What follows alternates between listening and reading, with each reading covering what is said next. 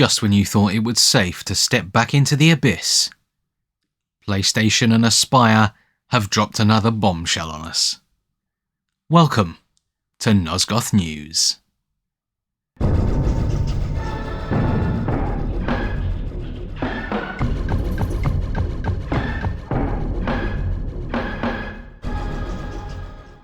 Hello and welcome to another Nosgoth News Network with me, Basilim. Once again, another momentous week in the Legacy of Kain fandom. The fandom is lighting up in a way we haven't seen since 2003. So brilliant. Love to see you all back again. And of course, we have to address first things first. We have to address the new news from Aspyr and PlayStation within the last day or so. This is what they call the Boss Reveals. Something very much to whet the appetite for Soul Reaver 1 and 2 Remastered. So the first thing that came out was a brand new article from Aspyr about all of the things that we can expect in Soul Reaver Remastered. It's headed up by a brand new promotional image of Raziel, very much inspired by some of the concept arts and promotional images you will have seen from Soul Reaver 2, with the wings outstretched, and again a bit of a background to the earlier Soul Reaver 1 concept arts with the shadow of the wings giving a sort of a full almost Batman-like effect to them. Very potent image there, very good promotional shot. I can already see lots of people using it as wallpapers and everything. It's a very, very powerful image.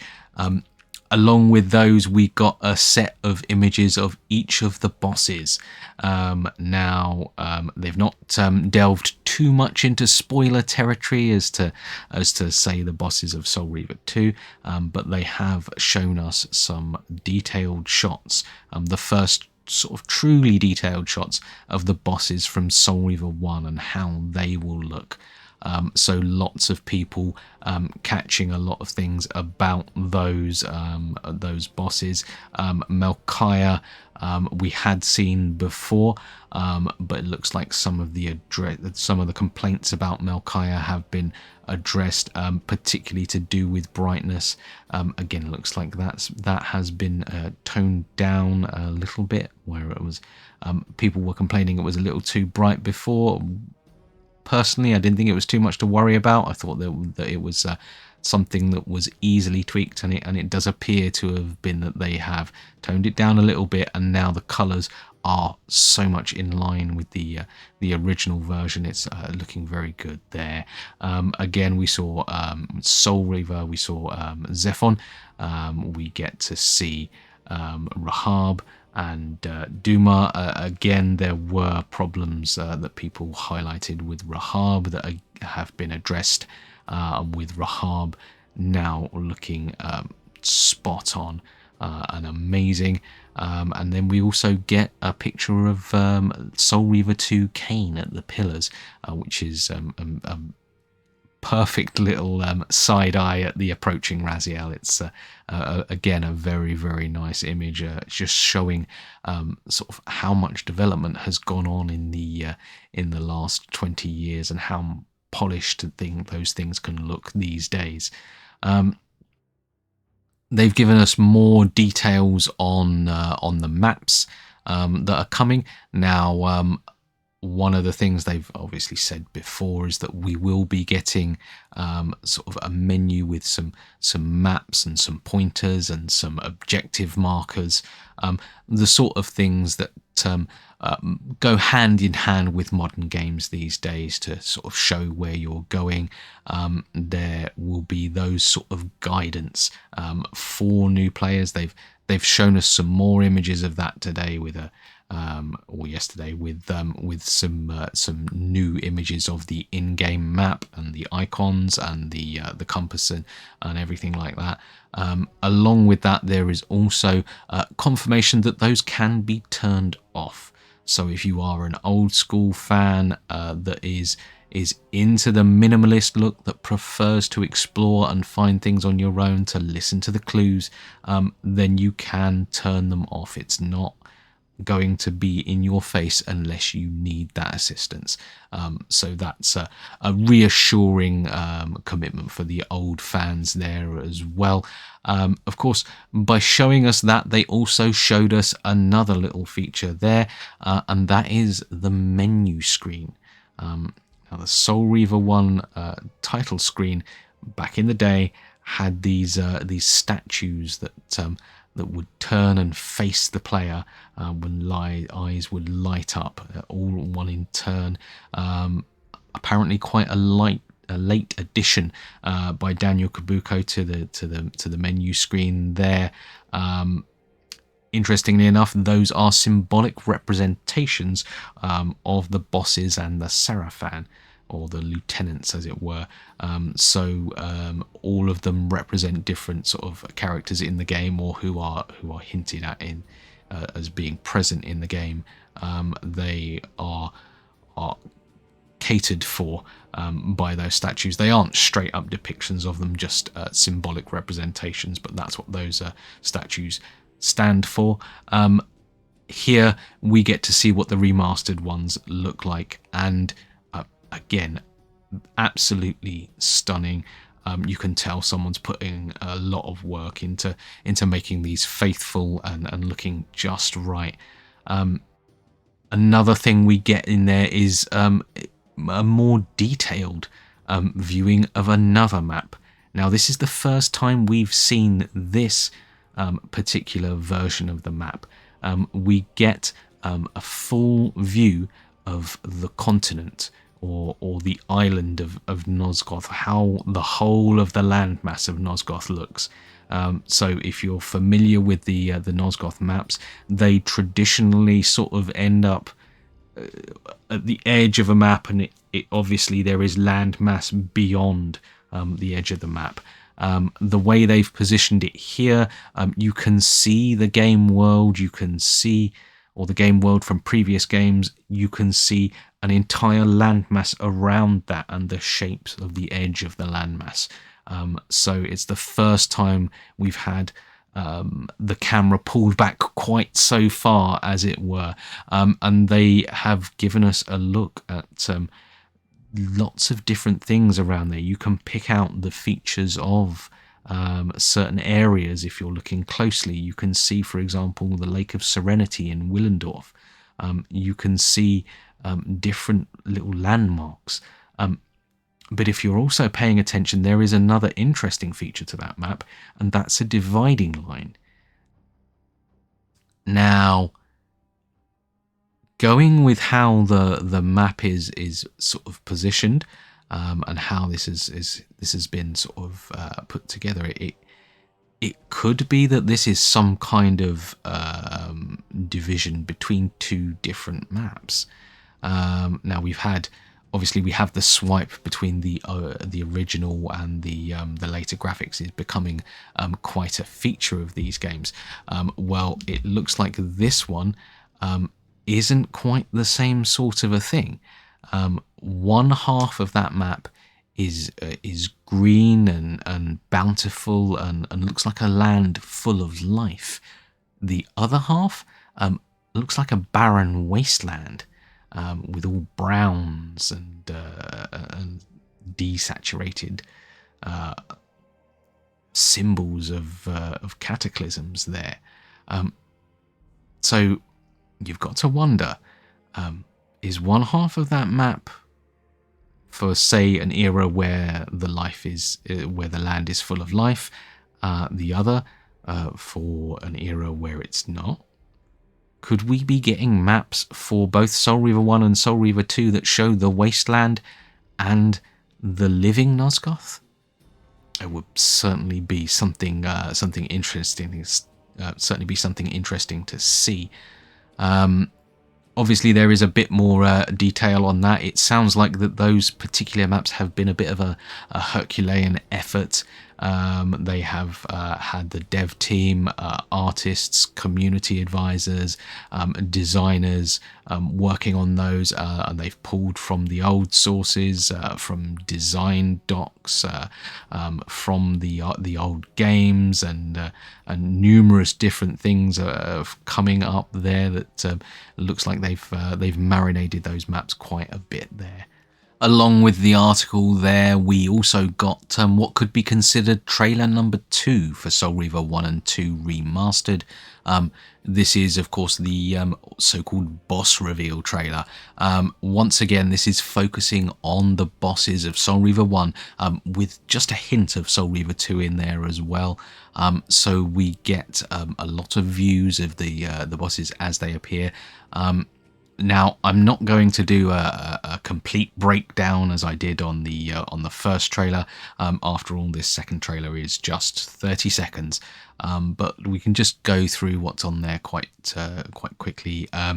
Okay, so first off, we have a swipe of Kain in Soul Reaver 2. This is the cutscene, the corruption of the pillars, where Raziel follows Kain to the pillars in the start of Soul Reaver 2.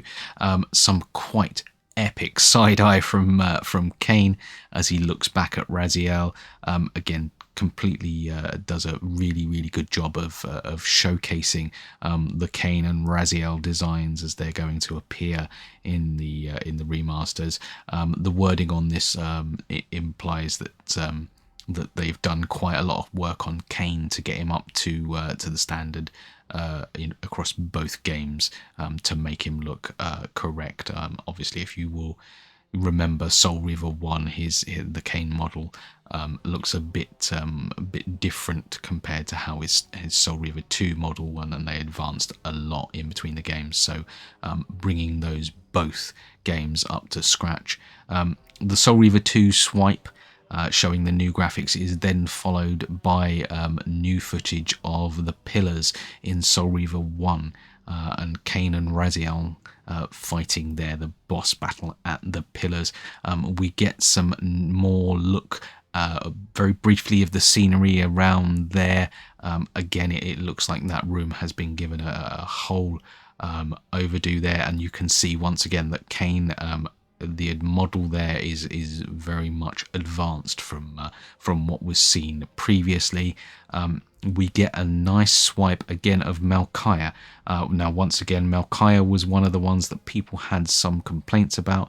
You can now see he's been grimed up, as you might say, and is looking again epic. I said it before, but I think the way they've reinterpreted Malchiah, the way they've updated that design while being quite faithful to the original concepts of Malchiah being able to skin his victims, being able to take body parts and attach them to himself, is really brilliant and gruesome and fantastic.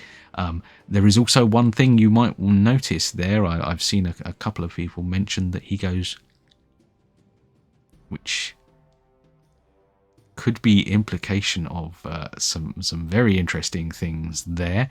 Can you lip sync if you have no lips? But yeah, very interesting motion of the mouth there that wasn't there in the original game that people have noticed. It's we'll hold our breath on that one. The next one we have is Zephon. Again, a beautiful swipe of Zephon showing how that model has been updated. Obviously, Zephon's face did open up in the OG game as well, but you can see again the details and how gruesome it looks is quite epic. We get some nice little hints on the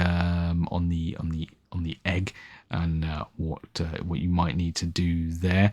Of course, the earlier article did give you a few little hints on how to beat the bosses, but didn't spell it out for you.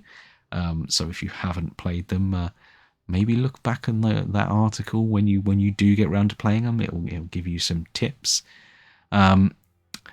One of the details I did notice in the Zephon thing here, you can quite literally see the Zephonim coming out of the walls in this one as well.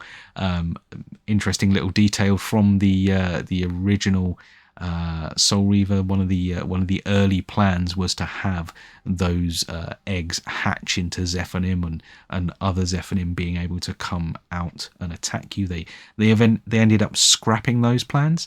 But some of the textures did remain in there, a bit sort of hard to see what they are. Well, now you can see in the game that there are textures of Zephonim in the walls, so quite disgusting.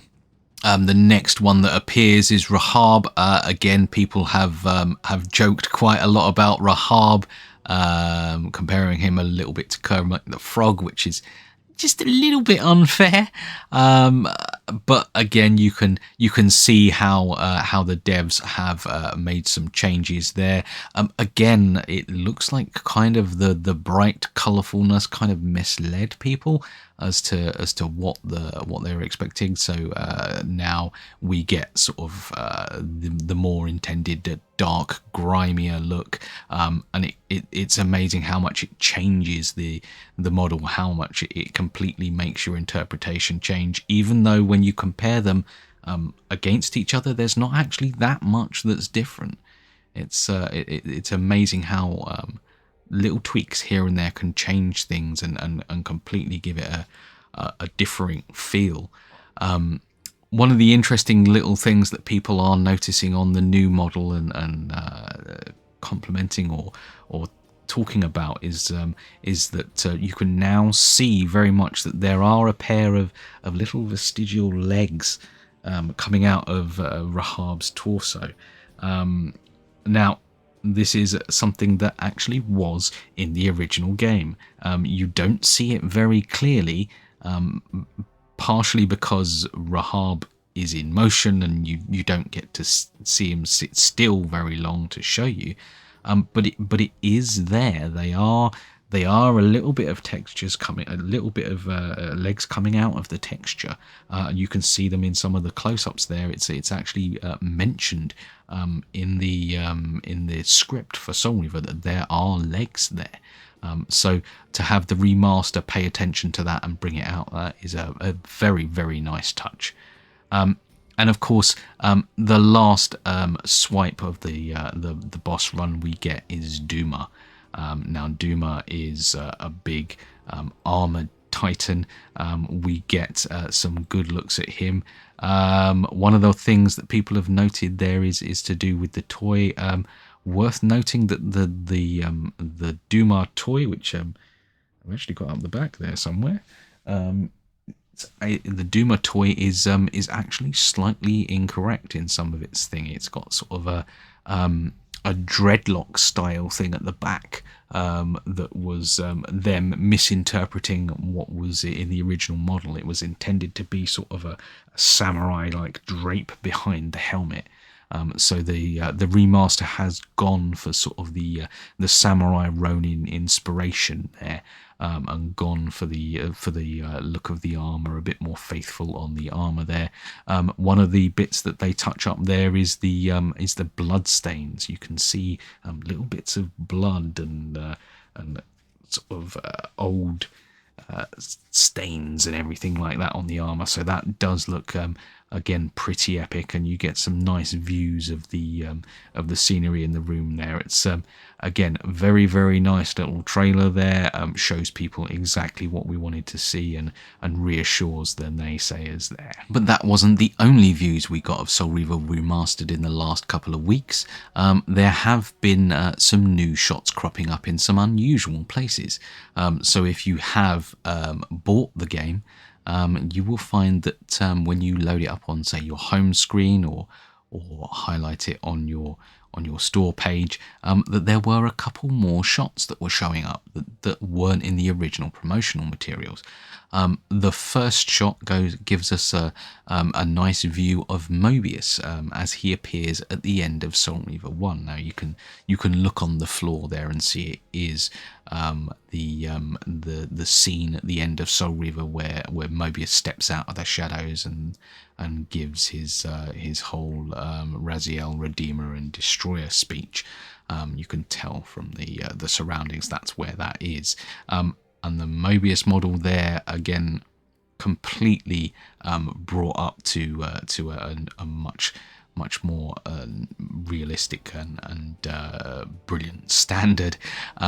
Now, if you saw the original game, you'll know that the model that first appeared in Soul Reaver was kind of a bit muted and very much kind of a little plain.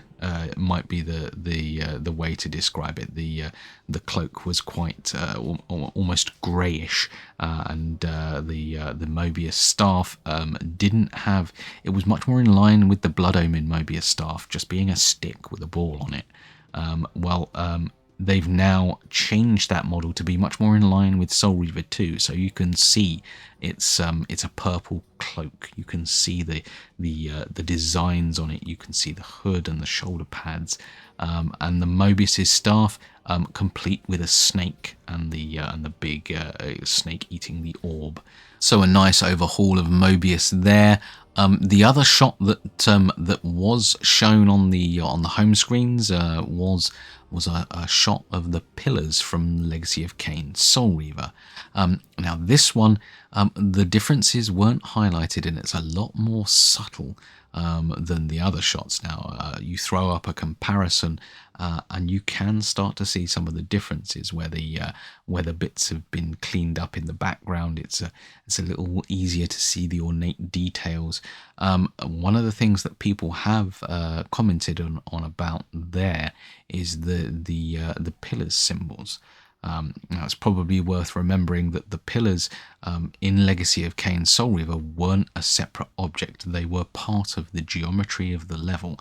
And if you're doing a remaster where you have to keep the geometry to the same way you're switching over, you may not be able to do a lot about retexturing them. So you can see there is some sort of patterning done on the pillars there to make them look scuffed up and beaten up a little bit, as if they've been the subject of a massive explosion a few centuries before and things have fallen apart.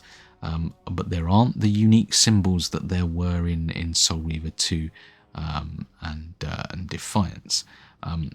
And just to caution that may be something that is beyond the scope. I mean, I wonder if they will be able to pull out something like that. But otherwise, the pillars and the room do look quite impressive. It's just a bit more of a subtle effect than the previous swipes we've had.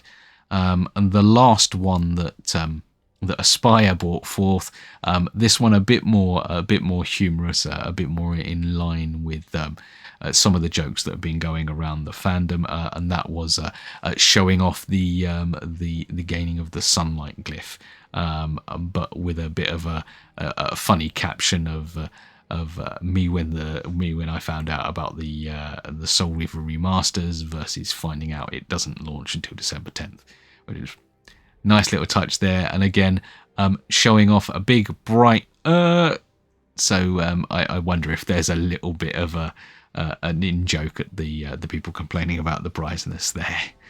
Of course, one of the other bits of news that came out recently to do with the remasters was the news that the backers of The Dead Shall Rise, that is the Soul Reaver prequel comic that was announced a couple of months back, that the backers on that will be getting their names put into the Soul Reaver Remastered project as well. So if you have pledged your money to that project to get the Soul Reaver prequel comic going, or the prequel graphic novel up and running, you will see your name placed into Soul Reaver Remastered in some fashion.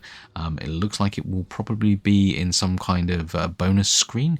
We're not entirely sure how that's going to work out as yet, but it does look like if you have pledged some money towards that, you're going to get your name in lights. Now, the Dead Shall Rise campaign has officially sort of ended. They beat their goal many times over in the period of time they had. You can still late pledge to that campaign. You can still pledge your money to it. And if there are items that that are still in stock, you will still be able to get those items as long as they have them. But you won't officially be able to contribute to the campaign anymore. There are no further milestones or anything like that. They did end up reaching the 1.4 million milestone, but there won't be any bonuses from that because the campaign is officially over, but you can still put in for that as well. In other news, it's worth mentioning some of the extra details that have been put out about the Noclip documentary. If you are familiar, Danny from Noclip, who runs a channel that does a lot of documentary filmmaking to do with video games, they're very popular. Danny has been quite excited about the new Soul Reaver documentary they're running there. It is billed as a sort of a summation of the Legacy of Kain series, detailing its history and kind of gathering it all together to manifest the power of the series moving forward. Obviously, they seem very excited for it, and it's kind of infectious. It's got to be said. Sounds like they may not have secured Amy Hennig, but they have confirmed that there are a number of other big players in there. Looks like they're teasing a lot of interesting reveals there, and a lot of things that are worth watching for. And of course, we know they have access to an unprecedented Legacy of Kain archive. Being an old conservationist of Legacy of Kain lore, that really makes my mouth water. Sounds like the date for that one is somewhere towards the end of November, so a couple of weeks before the remaster hits. Sounds like the next few weeks are going to be very, very interesting. And of course, as Danny is highlighting the community efforts and the will of the fans, it is worth just casting your eyes over the fandom in the recent sort of weeks. It has come alive like something I haven't seen for such a long time. There are fan arts and memes and jokes left, right and centre. It is an utter joy to see the creativity of the fandom, to see everyone awake and the community being so vibrant and alive, like a restored Nosgoth. One of the things I think we should highlight here is one of the guys or a team that has been working on the soundtracks for a little while. That is a couple called DeeDyne and Salsa. A little while ago, they did what might be considered the definitive Soul Reaver 1 soundtrack. Now, in previous versions, to record the Soul Reaver soundtrack, we'd got essentially putting the character in a situation that would trigger a particular variation of the soundtrack, and then holding them in that position and recording to get those soundtracks down. So for those of you who are unaware, Soul Reaver does not have a traditional soundtrack as such. It is not just a piece of music that is played at you. What actually happens is there is a sound bank of tones, and those tones vary depending on the situation you are placed in. So it's a fully dynamic soundtrack that is essentially played at you on the fly, like you're listening to an orchestra where someone keeps changing the music sheets that they're playing. It's very, very awe-inspiring the way it's been put together. Nod to Kurt Harland of Information Society, who did that for the Soul Reaver games. You are amazing. But that is how the Soul Reaver soundtracks were put together. And so DeeDyne and Salsa had done this for Soul Reaver 1, where they'd managed to sort of reverse engineer those to bring out all of the different musical sounds that it could make, to make every single variation that there was possible, including some that were let's say very difficult or not able to do in the games themselves. Well, they're back now, and they've done the same for Soul Reaver 2. Once again, this is a reverse engineered version of the Soul Reaver 2 sound bank, and put together so that you can have all of the variations there, including ones that are not possible to get in the games, including some from some old demo discs and some of the alpha and beta versions of them. So once again, this is pretty much the definitive version of the Soul Reaver 2 soundtracks. Of course, the way they've sort of put it together as well means they could do a lot more with working that out for future projects and everything there. So that is quite exciting, and I salute them there. Very, very well done, guys. There is, of course, one issue I should mention at this juncture, and that is the possibility of physical releases. Now, physical releases are quite important to some people in the fandom, and understandably, in an age where it's sort of being quite publicized that you may not own the games you think you own, and you're only having a temporary license to play them. That's understandably worrying to some folks, and they want physical copies of the games that they have so they can own them and play them should a server go down or something like that. That's completely understandable. However, this has led to some, shall we say, somewhat misleading things going around the fandom here, and will particularly draw your attention to the site Play Asia. Now, they are a legit site that sells physical copies of gaming goods. However, on this case, they are already selling physical versions of Soul Reaver 1 and 2 Remastered. Now, it's worth saying here that Soul Reaver 1 and 2 Remastered are not confirmed to have physical editions at this time. In fact, they are not guaranteed to have them at all. The same thing happened with Tomb Raider Remastered. Play Asia put up listings for physical copies of the game long before they were confirmed to be physical.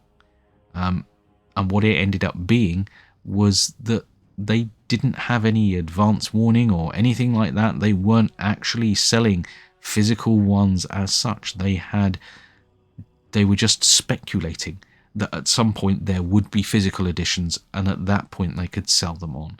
And they did end up apologizing to fans for and changing the listings on those. Again, the same thing has happened here. It's been put up on the assumption that there will be a physical release, but that is not guaranteed.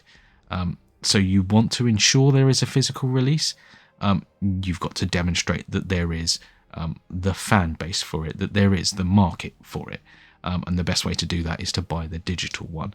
And as happened with Tomb Raider, the game was successful enough that it got a physical release anyway. So primarily the game needs to be successful for it to get a physical release. Be very cautious with anyone selling physical releases or physical versions of it at the moment, because those do not exist and they have not been said to happen. It will only be once the game does very well that it gets that, and I'm sure we can get it to that stage. Speaking of physical releases and some sort of personal stuff here, obviously Tomb Raider Remastered was given its physical release last weekend. Raina and I took a trip down to our local shopping centre to pick up a copy there. Very humbling to have your own game there and being able to sort of pick it up and grab the disc for yourself. A very, very humbling experience. Recommend it if anyone gets into the industry. What else we had happen there previously with the Tomb Raider community? They had just had their big sort of community gathering called TR28 in Derby in the UK. If you've ever been there, it's a very, very fun little gathering of people there, and with Q&As and interviews and all sorts going on. So we took a trip down there and met with some of the fans there. Of course, they got their own remaster announcement around the time as we were going. So Soul Reaver, Tomb Raider 4, 5 and 6 have now been officially announced to be getting their remasters as well, and some extra shots shown in the Q&A at Derby there. So another Aspire sort of project there that is making some waves in another community. So it does seem like there is a lot going on, not just in the fan communities, but in the developers as well. So seems like Crystal has big plans for Tomb Raider and big plans for LAK going forward. So as I've been saying a lot over the last couple of years, it is a brilliant time to be a Legacy of Kain fan. I can't wait to see what they cook up. I can't wait to see what you guys are cooking up in the fandom. As I say, I've seen some brilliant stuff, some brilliant memes, fantastic gatherings in the Chronoplast with Mobius and the like. So keep it up. And let's push the community and push these games forward. So in the meantime, I'm off to oversee a rave in the Dark Forge. Until next time, Vae Victus.